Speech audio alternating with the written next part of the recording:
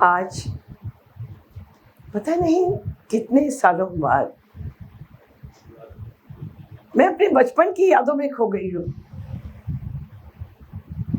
यादें हैं कि आती ही जा रही है लहरों की तरह, और मैं बस सोचती ही जा रही हूँ। मेरा घर, मेरा गांव बहुत दूर पीछे छूट गया है, और मेरा बचपन भी जो है वो कहीं इधर से पीछे से कोरे में दुबका छुपा बैठा होगा। लाल नहीं कोई नहीं, लाल पर्दे के पीछे से। मैं क्या कहूँ अपने बचपन के बारे में। कहीं कोहरे में मेरा घर दुबका होगा, छुपा होगा। वो रहा मेरा घर। हाँ, वही है मेरा घर, जिसकी दीवारों पर हम रंगीन चौक से गुड्डे गुड़िया बना दिया करते थे, कुछ भी, और फिर मम्मी से चपत खाते थे। और वहीं पर एक आंगन में कुआं होता था। हाँ, वही कुआं जिससे हम लोग पानी भरते ही जाते थे, खेलते थे, बगिया में डालते थे, एक दूसरे को नहलाते थे। पर वो कुआं, वो तो अब सूख गया था। एक नदी भी थी वहां पर, एक नदी जिसके किनारे हम लोग बैठ के घरौंदे बनाया करते थे, छोटे बड़े घरौंदे। पर वो घरौंदे भी अब तक तो बिखर गए होंगे। तो मेरे बचपन का, हाँ, एक पिटारा है मेरे पास, मेरे बचपन का एक पिटारा, जिसमें मैंने अपने खिलौने छुपा के रखे हुए हैं मेरे पास संजोकर, बहुत प्यार से, और मैं कभी भी उनको अपने से अलग नहीं कर पाई। मेरा पिटारा आप देखेंगे, मेरा बचपन और वो पिटारा देखिए।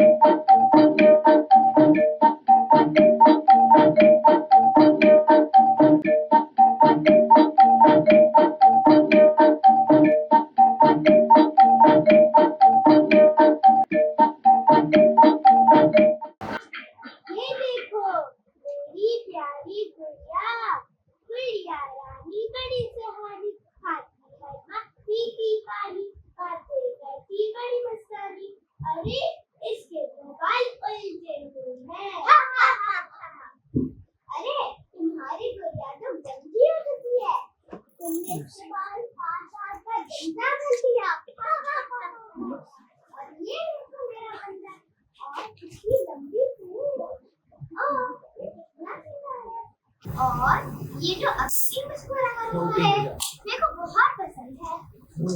हा हा हा हा हा, तुम्हारा बंगा को काना है काना, इसके एक आंख कहाँ गई? तुमने भी तो इसको मिला कर काना कर दिया काना। हा हा हा हा। और ये देखो मेरी लाल रंग की व्यूम व्यूम कार, अभी तक साफ है और धूप धूप की रंग नहीं है, तुम लोग को पीछे छोड़ेगी। हा हा हा हा हा। ये देखो मेरी fit fit fit fit boat पानी में चलती जाएगी, ये मुझे बहुत पसंद है। ये फिट फिट बोट तो शोर मचाते हुए चलती है। ये खिलौने तो अनमोल है, ये खिलौने हमेशा हमारे पास है। ये हमें खुशी और मुस्कान देते हैं, ये तो सोने से भी ज्यादा कीमती है। अरे हाँ, दाना दाना दाने ऊपर दाना, दाना दाने ऊपर दाना, छत्ते ऊपर लटके लटके लगता है दीवाना। दाना छत्ते ऊपर लटके लटके लगता है दीवाना। दाना बोलो क्या?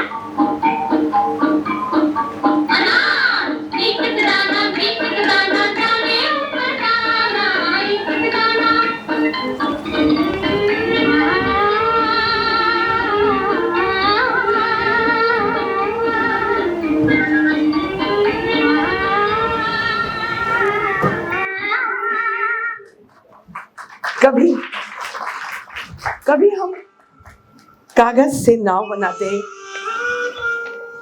कभी आकाश में उसको उड़ा देते हवाई जहाज बनाकर, नाव में डूबते उतराते पानी में, और कभी आकाश की सैर को निकल जाते। देखिए ना, देखते ही देखते मेरा बचपन सजीव हो गया और मैं पहुंच गई अपने ननिहाल। हम सब बच्चे गर्मी की छुट्टियां और धूम धड़ाका। 2 महीने की मतलब होता था, छुट्टियों का मतलब बदमाशी करने की पूरी आजादी। मेरी नानी का घर उनके दिल की तरह ही बहुत बड़ा था। हम सब ऊपर नीचे नीचे ऊपर धमाचुगली मचाते थे, कभी डांटती नहीं थी। सुबह उठकर ही हम लोग गंगा नहाने जाते थे। गंगा के किनारे रेत का बड़ा सा मैदान, ठंडा, और हम लोग उसमें लोटी लगाते, कभी धक्का कभी मुक्की करते हुए पानी में घुस जाते थे। क्या मजा आता था। नहाना किसको होता था और तैरना भी किसको होता था। सिर्फ मस्ती होती थी पानी में। और उसके बाद इन कारस्तानियों के बाद जब हम बाहर निकलते थे तो बेहद भूख लग रही होती थी और थक गए होते थे। नानी के साथ जाते थे, एक जलेबी की दुकान थी, दोने में गरम गरम जलेबियां खाते थे। आज तक वो स्वाद भूले नहीं है। फिर घर जाते थे और घर जाकर पूरी आलू का नाश्ता होता था, गरम गरम पूरियां खाते ही जाते थे। कितनी खा जाते थे कुछ बता नहीं सकते। फिर कोट पीस, कैरम, ये वो कमरे में खेलते थे। और शाम को चोर चोर, गेंद ताड़ी, 7 टाइल्स, पता नहीं क्या क्या, कबड्डी, भागते दौड़ते खेलते रहते थे शाम भर। उसके बाद सत्तू मिलता था हम लोग को बर्फ में घोल, और हम लोग पीते थे उसको। रात को बहुत मजा आता था जब खुले आकाश के नीचे हम लोग चारपाइयाँ बिछाते थे। छोटी छोटी सुराहियाँ होती थी, इतनी बड़ी बड़ी, और उसमें नाम लिखा होता था अपना। फिर किस्से कहानियाँ शुरू हो जाते थे और कब कौन नींद के आगोश में खो जाता था पता ही नहीं चलता था। ऐसे ही बचपन के दिन गुजरते गए, बचपन के दिन।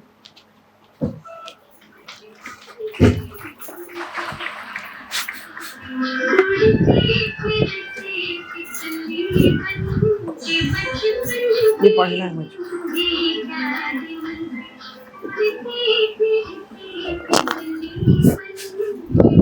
ये माइक काम नहीं कर रहा। और बचपन के दिन ऐसे ही गुजर गए। मैं एक सुंदर काया की स्वामिनी सलोनी कही जाती थी।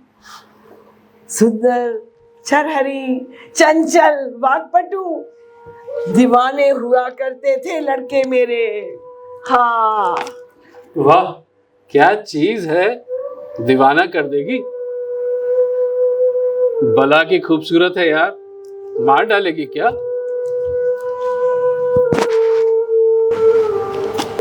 मैं भी ऐसे ही मगन रहती थी, मस्त रहती थी कि एक दिन मेरी जिंदगी में कोई आ गया अचानक, ख्वाबों से भी खूबसूरत, अपरिचित, एकदम अनजान। आते जाते इस मोड़ पर, कभी उस गली में, कभी चौराहे पर वो मुझसे भिड़ जाता था, मुझे मिल जाता था। नहीं, इसमें मेरा कोई योगदान नहीं था। मुझे नहीं पता ये कैसे होता था, लेकिन वो मुझे मिल जाता था। कभी एक टक, कभी 2 क्षण वो मुझे देखता, मुस्कुराता, वेव करता और चला जाता। मैं एकदम घबरा जाती थी। मैं किधर देखूं, क्या करूं, पसीना पसीना हो जाती थी, समझ नहीं आता था क्या करूं। और कभी कभी तो लगता था मर जाऊं यहीं पर।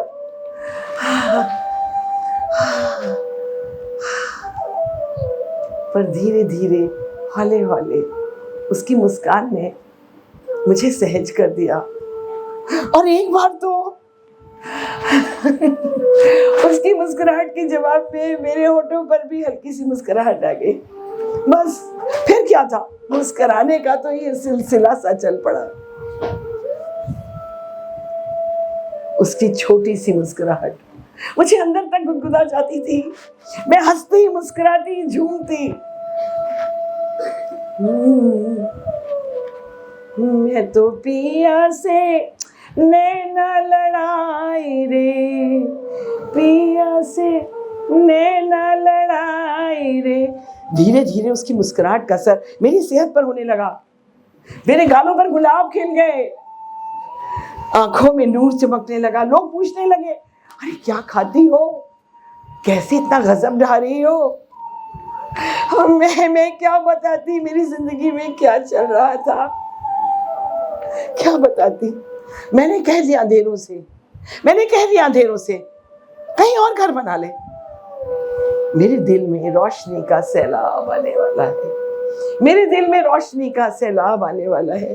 खुशियां आती गई और मैं बटोरती रही।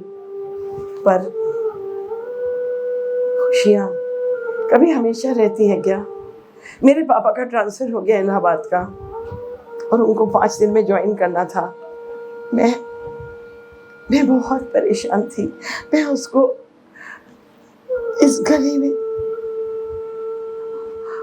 उस मोड़ पर, उस चौराहे पर, मैं उसको कहाँ ढूंढूं, किससे पूछती, क्या पूछती। मुझे तो उसका पता भी नहीं मालूम था, नहीं कोई फोन नंबर था। आप हंसिएगा मत, मुझे तो उसका नाम भी नहीं पता था। उसको कहाँ ढूंढती। वो मेरी जिंदगी से ऐसे खो गया जैसे सहराओं में कदमों के निशान। उसका मुस्कुराता चेहरा मेरे ख्वाबों में आता था, उसको देखती रहती थी, पर वो नहीं आया। कभी आ भी जाना, वैसे ही जैसे परिंदे उतरते हैं छत पर। कभी आ भी जाना जैसे परिंदे उतरते हैं छत पर, या कभी आ जाता है कोई ठंडी हवा का झोंका। अपनी जीवन का ये सच मैंने अंधेरे तहखाने में पड़ी पुरानी बकसिया में से निकालकर आपके साथ साझा किया। किसी को बताइएगा मत, ये सपना तो बस सपना ही रह गया।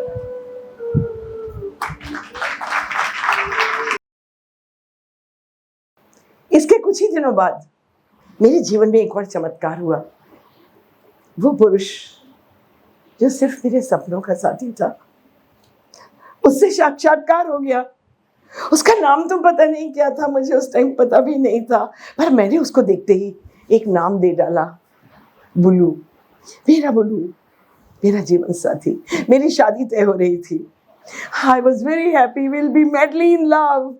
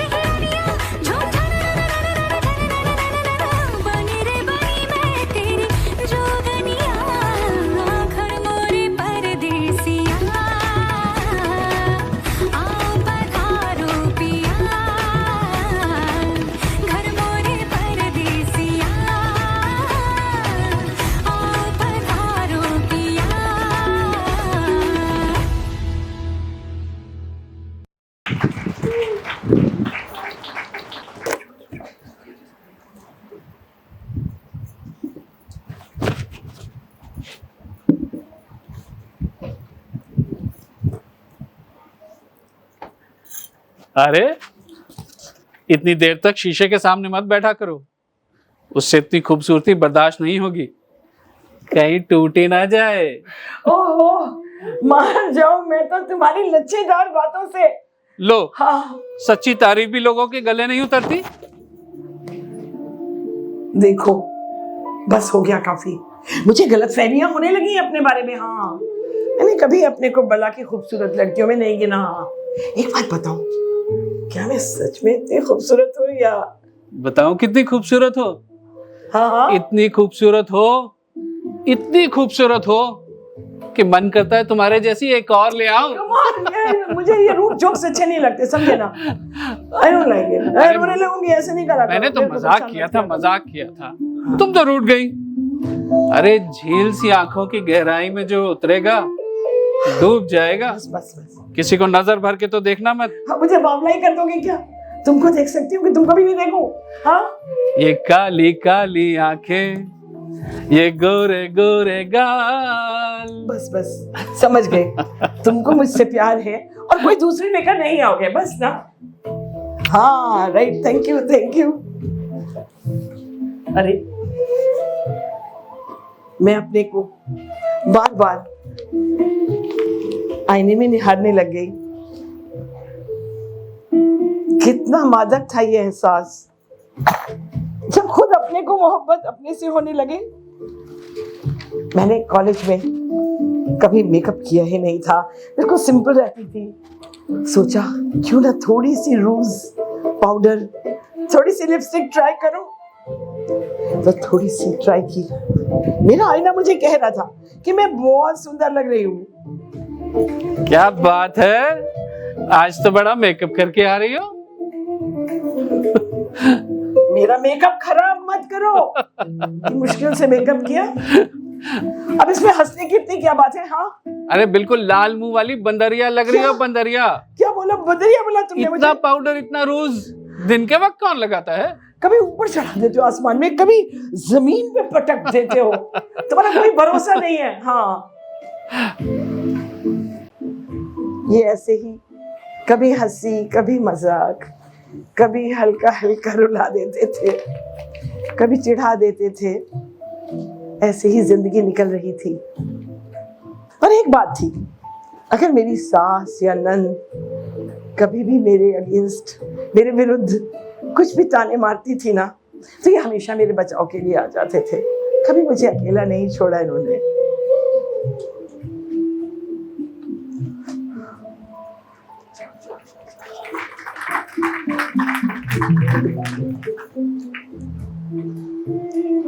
I want to see my भैया। हाँ हाय हाय भैया। हाय, भाभी की तो खाना बनाने की एबीसी भी नहीं आती। हाय, ऐसे कैसे काम चलेगा तुम्हारा? अरे क्यों बेकार की बातों को इतना तूल देती है मेरी बहना। हाँ? खाना बनाना ही जिंदगी में सब कुछ नहीं होता। और तू ये छोटी छोटी बातों पे टीका टिप्पणी करना छोड़ दे, मुझे बिल्कुल अच्छा नहीं लगता। ओहो, तो ऐसे कौन से बड़े भारी रईस घर से आई है मेरी भाभी? है भूल गए विदाई के बाद टीका भी इनके घर वालों ने 100 रुपए से किया था। और महारानी दिखाती तो ऐसा है जैसे खान साहब की लाइन लगी हो। कितनी छिछली बात कर दी ना तूने गुड्डी। अरे टीका 500 से करते तो कहती सिर्फ 500 से किया है, और टीका अगर 1000 से भी कर देते तो तेरा क्या भला हो जाता। खूब समझ रही हूँ, जादू किया है भाभी ने तुम्हारे ऊपर। अभी नहीं बोला हमारी बातें क्यों ही अच्छी लगेंगी। तू भी ना गुड्डी, जो मन में आता है बक देती है। चल तो जा रही हूँ, देखो आपकी मर्जी। जा। ये ऐसी ही बातों से मेरा मन जीत लेते थे। छोटी छोटी बातें मैं पानी पानी हो जाती थी। इतना प्यार, इतना दुलार, इतनी मोहब्बत, मुझे जिंदगी में और कुछ नहीं चाहिए था, कुछ नहीं चाहिए था। पर 1 साल भी नहीं गुजरा, मुश्किल से 1 साल गुजरा कि सास नंद तो जो कहती थी कहती रही, इनको भी मुझ में खामियां नजर आने लगी, मुझ में खामियां नजर आने लगी। मेरा हरा भरा संसार, खुशी से लहलहाता संसार सूखने लगा। इनकी निगाहें बदल गईं। वो छोटी छोटी हंसी, छोटे छोटे मजाक, छोटी छोटी मोहब्बत, उसके लिए मैं तरसने लग गई। क्या करूं, कैसे करूं? मुझे अपने पति की मोहब्बत वापस चाहिए थी। कोशिश करती रही लेकिन नाकामयाबी ही हाथ लगी। मैं भी हारी नहीं। मैंने किचन में नई नई रेसिपीज ट्राई की, बगिया में फूल ही फूल खिला डाले, बोनसाई बना डाले, घर को चकाचक सुंदर बना दिया ताकि मेहमान, घर, पति सब खुश रह सके। और अंत में मैं एक कुशल गृहिणी शायद बन ही गई। अरे वैलेंटाइंस डे आने वाला है। हेलो, कहाँ है? अरे वैलेंटाइंस डे आने वाला है, पता है कुछ? अरे हम लोग कॉलेज में पागल हो जाते थे वैलेंटाइंस डे पर। लड़के इतनी मैसेजेस भेजते थे, फोन भर जाता था पूरा। It used to be great fun, बहुत इंटरेस्टिंग होता था। अंग्रेज चले गए लेकिन अपनी अंग्रेजियत छोड़ गए। मतलब तुम इतनी कॉपी कैट होगी ये मैंने नहीं सोचा था। अरे मुझे तो बड़ा बनावटी और ओढ़ा हुआ लगता है ये। अब तुम कहोगी कि जब मैं ऑफिस जाऊं तो तुम नियम से बोलो आई लव यू, और फिर तुम कहोगी I love you too darling, है ना? अरे बाबा नहीं कहूंगी, मैं जानती हूँ तुम्हारे बस का है ही नहीं, नहीं कहूंगी। हाँ भाई इस मामले में तो मैं बिल्कुल देसी आदमी हूं। ये लव एट फर्स्ट साइट फिल्मों में, किस्से कहानियों में होता होगा।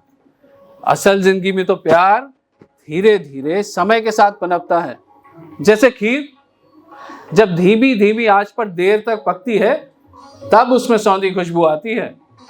मेरा एक दोस्त है, वो ऑफिस जाते वक्त नियम से अपनी बीवी को किस करता है और वापस आके फिर वही नाटक।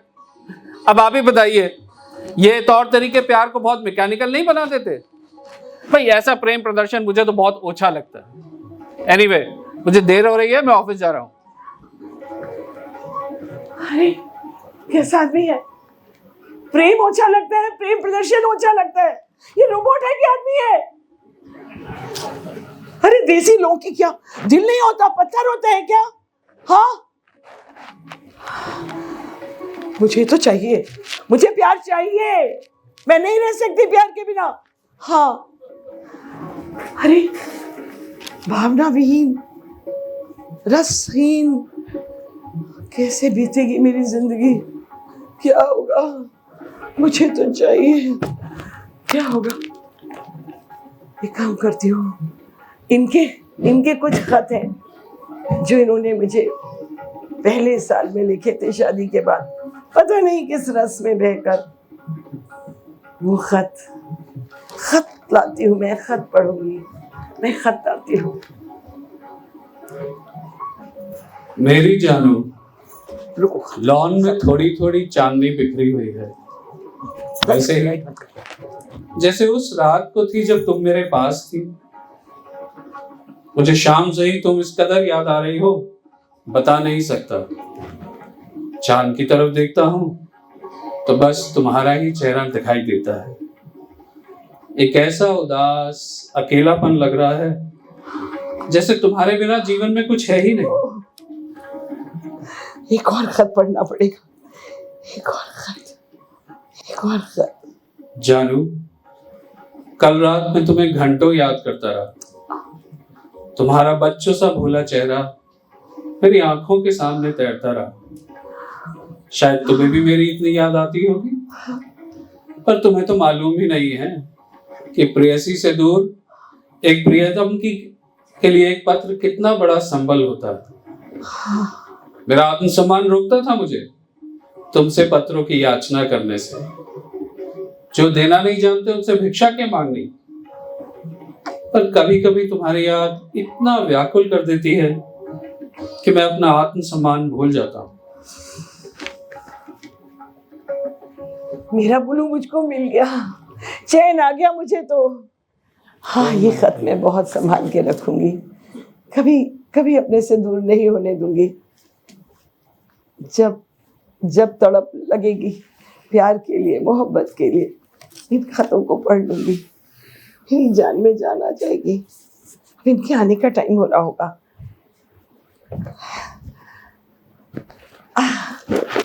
एक कविता थी, वो भी प्रीतम के आने के ऊपर थी। निधि सक्सेना की कविता थी, मुझे बहुत पसंद है। एक मिनट, आ गए तुम? अंदर आओ, द्वार खुला है, पर तनिक ठहरो। ड्योढ़ी पर पड़े पायदान पर अपना अहम झाड़ाना। हाँ, ड्योढ़ी पर पड़े पायदान पर अपना अहम झाड़ाना। मधुमालती लिपटी है मुंडेर पर, उस पर अपनी नाराजगी उड़ेल देना। तुलसी की क्यारी में मन की चटकन चढ़ाना। बाहर खूंटी पर अपनी उलझने, अपनी व्यस्तताएं टांगाना। और सुनो, जूतों संग हर नकारात्मकता उताराना। बच्चे खेल रहे हैं बाहर, हाँ, उनसे थोड़ी सी शरारत ले आना। और गुलाब के गमले में मुस्कान खिली है, तोड़कर पहनाना। लाओ अपनी उलझने मुझे थमा दो, लाओ अपनी उलझने मुझे थमा दो। नहीं कर रहा ना, तुम्हारी थकान पर तो मैं इधर उधर क्यों भाग रहा हूं? मनोहारों का पंखा झुला दूं, तुम्हारी थकान पर मनोहारों का पंखा झुला दूं। देखो शाम बिछाई है मैंने, देखो ना, शाम बिछाई है मैंने। सूरज क्षितिज पर टांगा है, लाली बिखेरी है नभ पर। प्रेम और विश्वास की मध्यम आंच पर चाय चढ़ाई है, घूंट घूंट पीना। इतना मुश्किल भी नहीं है जीना। काश मैं प्रवीण को अपनी ये बातें बता पाती। काश मैं कहती मुस्कुराते हुए, बच्चों की तरह मुस्कुराते हुए आना, और अपना हेम बाहर ही छोड़ आना। मानसी कहाँ हो तुम? आ गए आप? कैसा था दिन आपका आज? ठीक ठाक ही था। ये क्या ढूंढ रहे हैं? कुछ? मेरा फोन यही मेज पे रखा था, तुमने देखा क्या? हाँ, वो मेरा फोन डिस्चार्ज हो गया था आज, तो मैं उसको किचन में लेकर गई थी। हाँ, किचन में होगा। तुम मेरे फोन पे ताक झांक कर रही थी? मतलब ताक झांक का क्या मतलब? Mansi, let me make it very clear, मेरी परमिशन के बिना मेरा फोन छूना मना है। क्या? What is so private? क्या सीक्रेट है उसके अंदर? अब तो लगता है कि जरूर देखना चाहिए। हाँ, तुम्हारी पत्नी भी नहीं देख सकती? क्या है उसके प्राइवेसी की बात नहीं है, तुम्हें पता होना चाहिए, ये बेसिक मैनर्स होते हैं। अब तुम यूं ही खड़ी रहोगी क्या?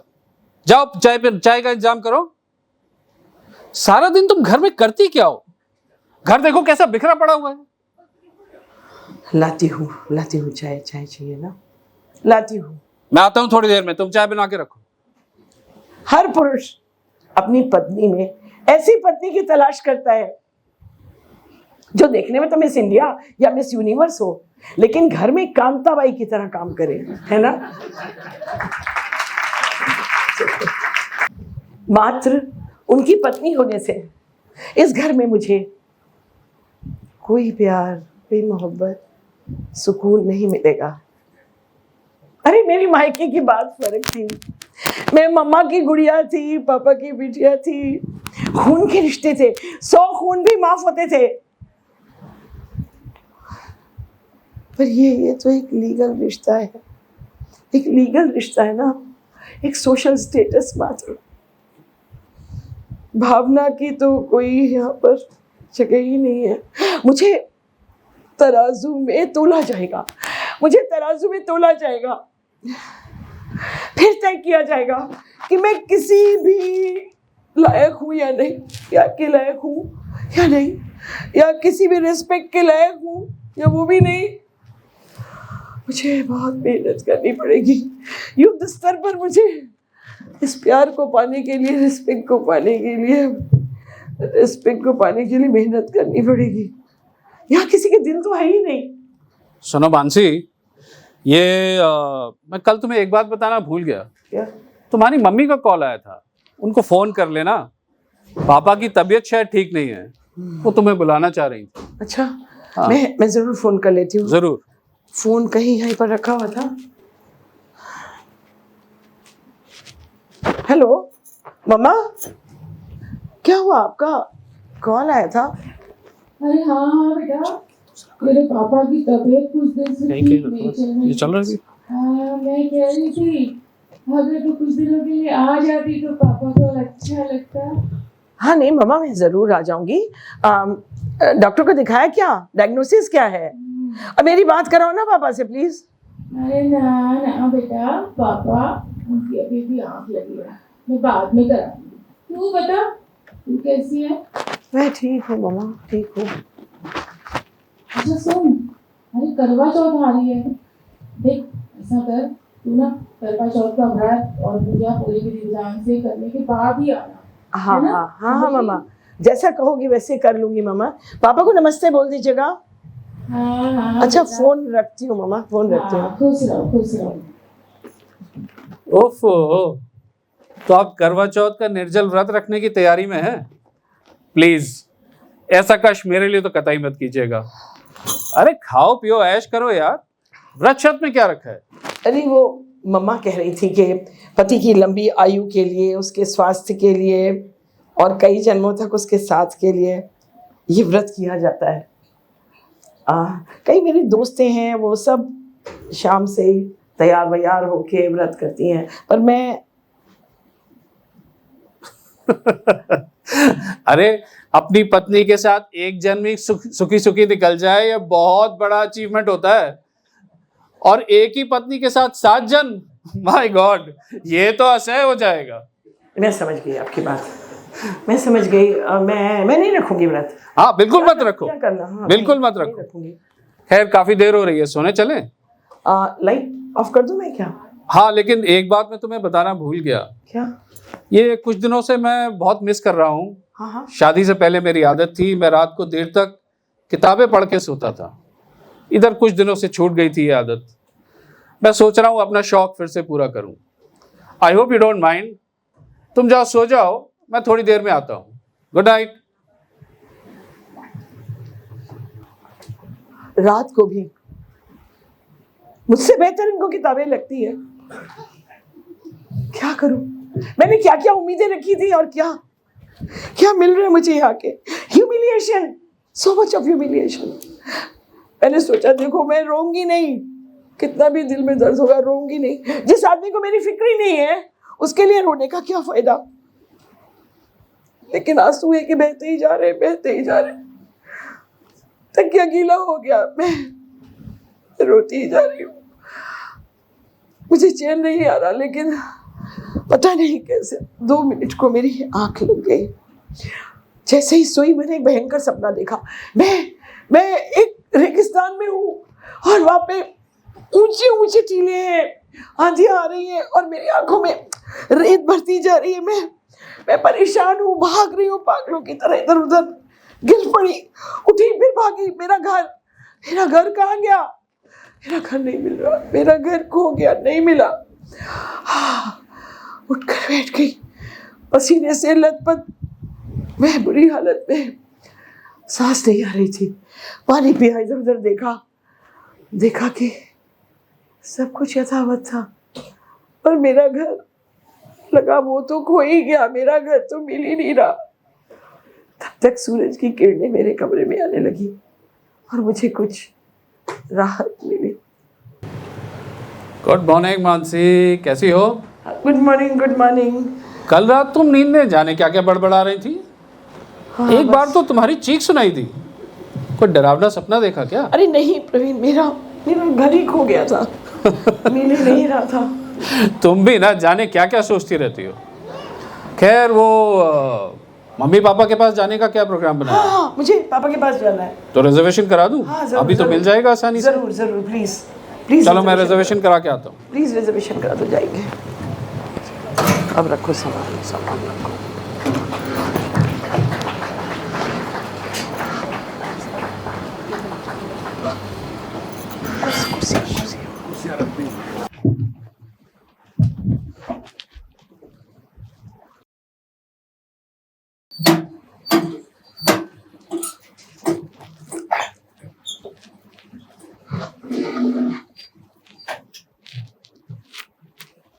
पापा गुड मॉर्निंग। Good morning. कैसी तबीयत है आपकी अब? थोड़ा ठीक है बेटा। ठीक है। मेरा तो जाने का टाइम आ रहा है पापा। मुझे अच्छा नहीं लग रहा आपको छोड़ के जाते हुए, लेकिन क्या बताऊं, मम्मा हर टाइम क्यों काम करती रहती है? चैन से बैठो ना कभी। तेरी पसंद की भिंडी बना रही हूँ। कितने दिनों से तुम्हें देखने का मन कर रहा था। ये तो भला हो मेरी बीमारी का, जो तुमने सुना और भागी चली आई। बस इसका मुंह कितना उतर आया है। बेटा अपनी तरफ भी ध्यान दिया करो, अपनी हेल्थ की तरफ ध्यान दो। लगता है दामाद जी बहुत ज्यादा बिजी हैं, घर में टाइम नहीं दे पा रहे हैं पूरा। आप भी ना कुछ भी बोलते रहते हैं। तू मुझे बता, क्यों जल्दी कर रही है जाने की? हैं? तू देख रही है ना यहाँ अभी किसी का मन नहीं भरा। एक कुछ दिन और रुक जा बेटी। मन तो मेरा भी नहीं भरा। हाँ फिर क्यों? कहो तो यहीं रह जाऊं मम्मा, ना जाऊं वापस। हाँ क्यों पापा, मेरा तो मन नहीं भरता, मायके से किसी का मन भरता है क्या? दामाद जी भी तो अकेले हैं। हाँ नहीं, रिजर्वेशन है ना मम्मा, तो रिजर्वेशन है, अगर नहीं जाऊंगी बाद में मिलेगी ना मिलेगी, ये बात है ना। कोई बात नहीं, आप लोग आइए ना, आप लोग आइए। अच्छा आपकी से इतना लंबा गैप नहीं करना, तो जल्दी आ जाना, मुझे बीमारी के बहाने नहीं बुलाना पड़े। आती रहा कर बेटा। आपको चाय पिला दो मम्मा तो। हाँ चाय पियेंगे आप? तू पिएगी? चाय नहीं पीऊंगी, मैं तो तैयारी करूंगी ना मम्मा, ट्रेन का टाइम हो रहा है। अच्छा तो मैं चलूंगी। हाँ चल फिर पापा की चाय बनाते हैं। हाँ चाय बना। ओके ठीक रहेगा पापा, टेक केयर। ठीक रहिएगा। सारी भिंडी गिरा दी माँ, उठाऊं? नहीं मैं उठा लूं।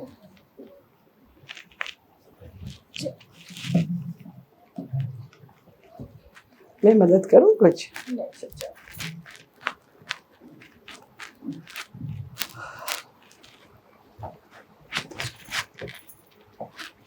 पता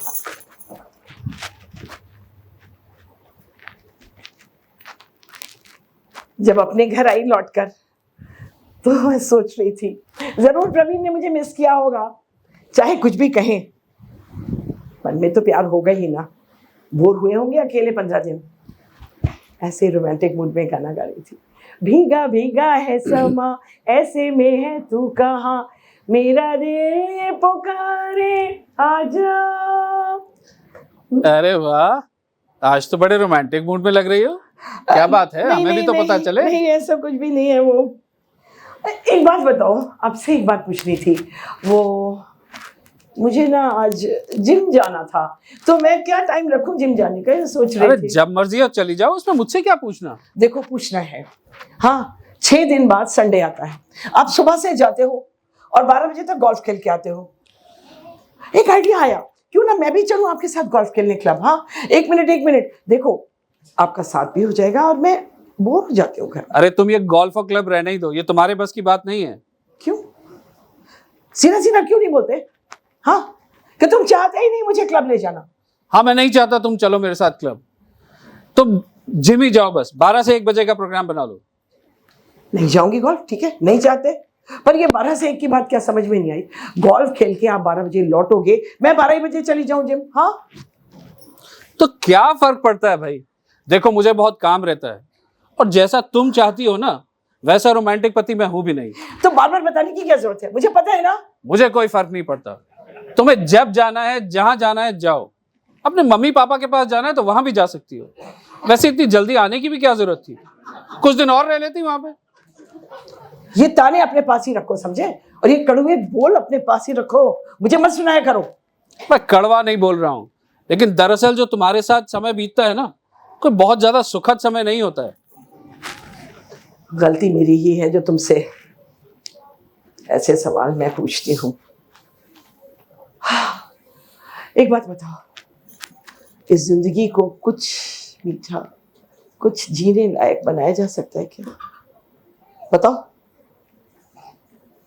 अब बताओगे? कुछ किया जा सकता है? मैं परेशान हो गई हूं। अरे हम साथ जितना कम रहे उतना फ्रिक्शन कम रहेगा, शांति रहेगी। अब मुझे भी चैन से जीने दो, तुम जाओ। जाती हूं। आज डबल एक्सरसाइज करूंगी, करती ही जाऊंगी, चाहे बेहोशी हो जाऊं, हाँ, चाहे पसीना बहे, सांस चढ़ जाए, करती ही जाऊंगी एक्सरसाइज। ह्यूमिलिएशन, कितना ह्यूमिलिएशन।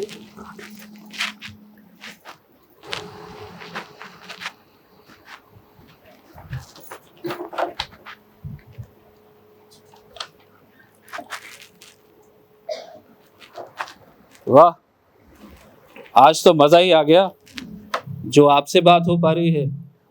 मुद्दतों बाद मेरी किस्मत जगी। ओहो, आप भी ना भूल गए। अभी पिछले हफ्ते ही तो हमने इतनी गप्पे लगाई थी। पिछले हफ्ते 7 दिन आपसे बात किए बगैर 7 दिन तो जैसे 7 जन्म। ओहो, एक शेर अर्ज है, इशाद प्यार तो आज भी तुमसे उतना ही है, प्यार तो आज भी तुमसे उतना ही है, बस तुम्हें एहसास नहीं और हमें ठीक से जताना नहीं आता। आप भी ना ऐसी मीठी मीठी लच्छेदार बातें करके किसी का दिल जीत लेना तो कोई बस आपसे ही सीखे। किससे बातें हो रही हैं? हाँ, मुझे पूछने का हक भी है कि नहीं? अरे मुझे तो लगता था कि तुम पत्थर हो, पत्थर, तुम्हें प्यार जताना आता ही नहीं। लेकिन देखो तो जरा, दूसरी औरतों को चारा डालते हो तो क्या मजेदार बातें करते हो। हाँ, मेरे जिंदगी के हर कोने में झांकना, दखल अंदाजी करना जरूरी है क्या? भाई मेरे को पर्सनल स्पेस चाहिए, दे पाओगी? वहां से पर्सनल स्पेस वाले, पत्नी हूं तुम्हारी, अग्नि के चारों तरफ 7 फेरे लिए हैं, अब इधर उधर औरतों से मुंह मारने के लिए पर्सनल स्पेस चाहिए तुम्हें? हाँ, तुम कहना क्या चाहती हो? मुझे किसी से फोन पे बात करने की भी आजादी नहीं है। बड़ी आजादी है। मेरा एक सोशल सर्कल है, फ्रेंड्स हैं। खैर, वो लखनऊ वाले रमेश भाई साहब का कॉल आया था। Don't try to change the topic. अरे टॉपिक नहीं बदल रहा हूं, तो मैं बता रहा हूं। उनका बेटा अशोक और बेटी तृप्ति शाम को हमसे मिलने आ रहे हैं। वो बेटी तृप्ति जिसका पिछले साल डिवोर्स हुआ था, आजकल किसी के साथ लिव इन रिलेशनशिप में है। ठीक ही तो है क्या? भाई साहब उसी के लिए कुछ रिसेप्शन जैसा करना चाहते हैं। मर्द और औरत के रिश्ते कितनी तेजी से बदलते जा रहे हैं ना, अब किसी को समाज की अप्रूवल की फिक्र ही नहीं रह गई है। ठीक ही तो है, क्या गलत है इसमें? जब जिंदगी में एक दूसरे से थक से जाएं और एक दूसरे से परेशानी होने लगे तो नए साथी को खोज लेने में क्या गलत है? हाँ, पुरानी यादों के में भटकता रहे कोई इंसान, कब तक और क्यों? ये तुम कह रही हो? हाँ, मैं कह रही हूं, सोच बदलती है प्रवीण। जब दर्द के साए इतने ज्यादा बढ़ जाए, गम अस्तित्व के ऊपर छा जाए, तो घबराए हुए दिल को कब तक समझाया जाए, क्यों समझाया जाए और क्या समझाया जाए? लिव इन में क्या बुराई है? मैं तो नहीं समझती। मुझे तो लगता है कि शादी के पहले कुछ दिन लिव इन में रहकर एक दूसरे को समझ लेना जरूरी है और तभी शादी के साथ फेरे लिए जाने चाहिए। कोई बुराई नहीं है इसमें। बड़े मॉडर्न ख्यालात वाली हो गई हो तुम। ये ख्यालात मेरी वजह से बदले हैं ना? तुम्हारे ख्वाब, तुम्हारी उम्मीदें सब मेरी वजह से टूटे हैं ना? बड़ा तकलीफ दे होगा ये तुम्हारे लिए। तुम्हें मेरी इतनी तकलीफ की फिक्र कब से हो गई? हाँ, और किस्मत को कौन बदल सकता है? सपने सोच समझ कर देखे जाने चाहिए और उम्मीदें उतनी ही पालनी चाहिए जो पूरी हो सके। सपने सच कब होते हैं? तुमसे कुछ कहना चाहता हूं। कहो। शब्द किसी कवि के हैं लेकिन भाव मेरे हैं। लोग रूठ जाते हैं मुझसे, लोग रूठ जाते हैं मुझसे और मुझे मनाना नहीं आता। मैं चाहता हूं क्या, मुझे जताना नहीं आता। आंसुओं को पीना पुरानी आदत है, मुझे आंसू बहाना नहीं आता। लोग कहते हैं मेरा दिल है पत्थर का, लोग कहते हैं मेरा दिल है पत्थर का, इसको पिघलना नहीं आता। क्यों झूठ बोलते हो और मुझे बेवकूफ बनाने की कोशिश कर रहे हो? तुम्हारा दिल सिर्फ और सिर्फ अपनी पत्नी के लिए पत्थर का है। मेरे लिए तुम्हारा दिल सहारा का मरुस्थल बन जाता है, जीभ सूख जाती है तुम्हारी। क्यों? क्योंकि नए नए शिकार करके जो मजा आता है वो एक अकेली पत्नी के साथ तो हाथों की हथकड़ी और पैरों की बेड़ी की तरह है ना। मानसी, तुम मुझे बिल्कुल भी नहीं समझी, रहने दो, बिल्कुल भी नहीं समझी। रहने दो।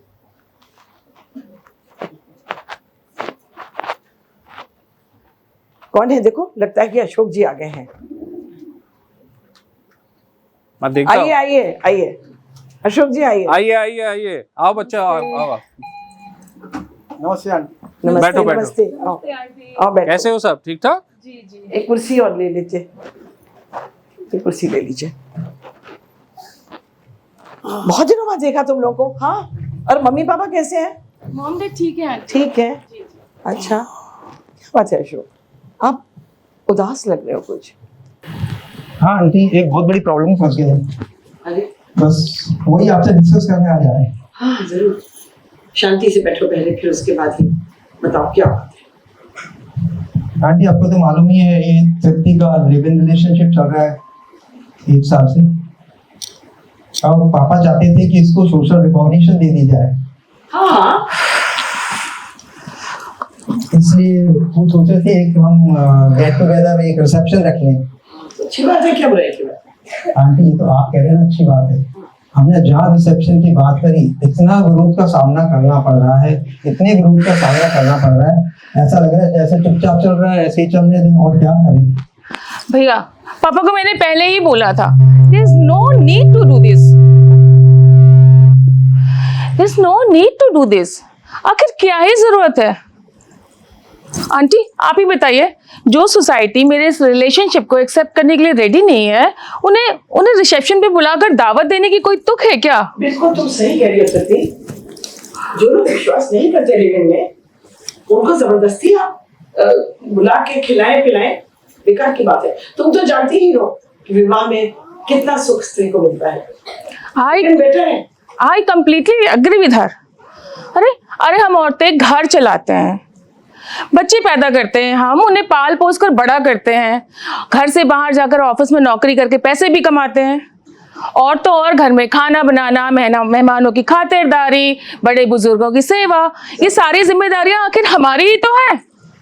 अच्छा आप लोग ही बताइए कि क्या इतनी जिम्मेदारियां ओढ़ लेने के बाद भी एक औरत को अपने पति, अपने परिवार से वो प्यार, वो इज्जत मिल पाता है जिस पर हक होता है उसका? अरे समाज औरत और मर्द को दोनों को समान इज्जत देता है, तभी तो वो इस बंधन में बंधने के लिए तैयार होते हैं। क्या बोल रहे हो आप? हाँ, किसको फिक्र है कि औरत का क्या अपेक्षा है जिंदगी से, क्या इच्छाएं हैं उसकी? हाँ, मैं नहीं जानती क्या? धीरे धीरे औरत परिवार की मशीनरी का एक छोटा सा पुर्जा मात्र बनकर रह जाती है, अपनी नजर में भी। मुझे तुम्हारे विचार जान के बहुत ठेस पहुंची मानसी। मुझे पता नहीं था तुम्हारे अंदर ऐसी आग सुलग रही है। तुम तो ज्वालामुखी की तरह विस्फोट करने के। अच्छा हुआ, अब तो समझ में आ गया ना कि मेरे अंदर ज्वाला है। जया भादुड़ी, आपने सुना होगा, उसने टाइम्स ऑफ इंडिया को इंटरव्यू देते हुए कहा, marriage is an obsolete concept and she does not want कि नव्या जो उसकी ग्रैंड डॉटर है वो शादी करे और ये हाथों में बेड़ियां और पैरों में हथकड़ी का ये नाटक करे। वो बिल्कुल नहीं चाहती। मुझे तो इनकी बातों से बहुत हिम्मत मिल रही है। शक्ति भी यही कहती है, शादी तो एक पिंजरा है, उसमें एक बार बंद हो जाऊंगा, बाहर निकलना बिल्कुल पॉसिबल नहीं है।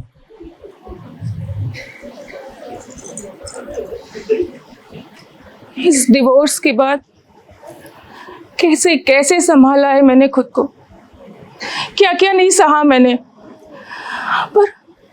पर डटी रही, लड़ती रही अपने वजूद के लिए, अपने आत्मसम्मान के लिए, अपनी इज्जत के लिए, इस समाज से, इस दुनिया से, इसके रीति रिवाजों से लड़ी, पर हार नहीं मानी मैंने। Can't even begin to tell you what I have gone through. पर anyways, आंटी, आपको नहीं लगता कि जो इक्वालिटी एक औरत को मिलती है लिव इन रिलेशनशिप में, वो ट्रेडिशनल अरेंज मैरिज में कहाँ है?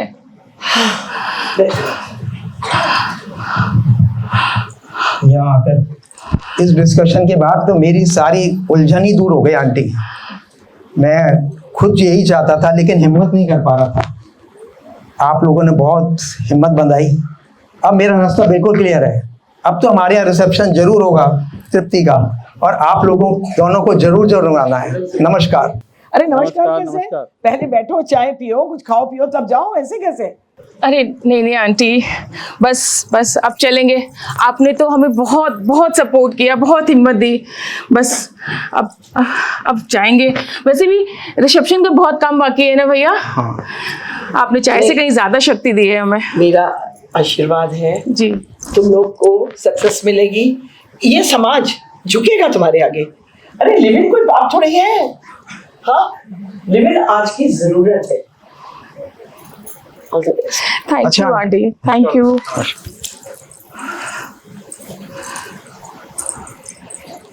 आप लोगों को जरूर आना है रिसेप्शन पे, आप दोनों को। Thank you. मुझे समझ में नहीं आता, तुम अपनी फ्रस्ट्रेशन के कारण दूसरों को हमारी सदियों से चली आ रही परंपराओं तोड़ने के लिए क्यों मजबूर कर रही हो? कारण है उसका।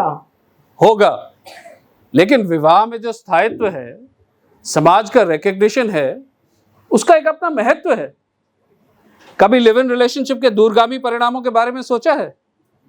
जब तक लिव इन है तब तक तो आनंद ही आनंद, बट जिस दिन लिव आउट हुआ, रिश्ते टूटे, उस दिन बच्चे कहाँ जाएंगे? और अगर बच्चे ना पैदा करने का ही निर्णय लिया है तो क्या ये मातृत्व पर प्रहार नहीं होगा? वो मातृत्व जो एक नारी की सबसे बड़ी भावनात्मक जरूरत है। फॉर ए चेंज तुम सही कह रहे हो, लेकिन एक बात बताओ, नारी का जन्म क्या सिर्फ दूसरों की सेवा करने के लिए हुआ है? कभी पति के लिए, कभी बच्चों के लिए, अपने लिए क्या? हाँ, अपने लिए क्या?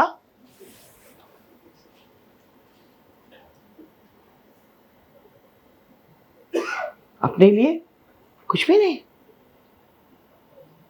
एक कवित्री के शब्दों में मैं कुछ कहना चाहूंगी। गुजर रही है उम्र, गुजर रही है उम्र, पर जीना अभी बाकी है। गुजर रही है उम्र, पर जीना अभी बाकी है। जिन हालातों ने पटका है जमीन पर, उन्हें उठकर जवाब देना अभी बाकी है। जिन हालातों ने पटका है जमीन पर, उन्हें उठकर जवाब देना अभी बाकी है। चल रही हूं मंजिल के सफर में, चल रही हूं मंजिल के सफर में, मंजिल को पाना अभी बाकी है। वक्त को करने दो अपनी मनमानी, वक्त को करने तो अपनी मनमानी, मेरा वक्त आना भी बाकी है। निभा रही हूँ अपना किरदार जिंदगी के मंच पर, निभा रही हूँ अपना किरदार जिंदगी के मंच पर। पर्दा गिरते ही तालियों का बजना अभी बाकी है। वाह वाह।